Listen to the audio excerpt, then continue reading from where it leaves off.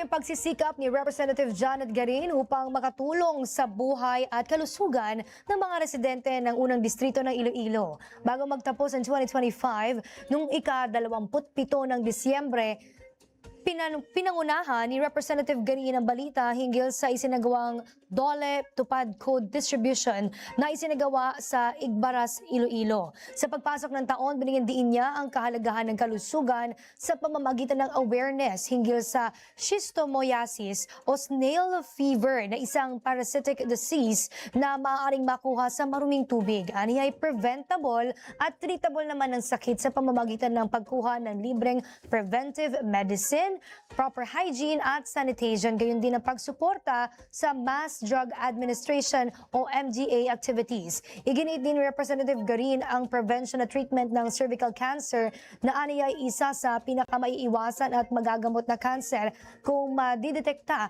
ng maaga.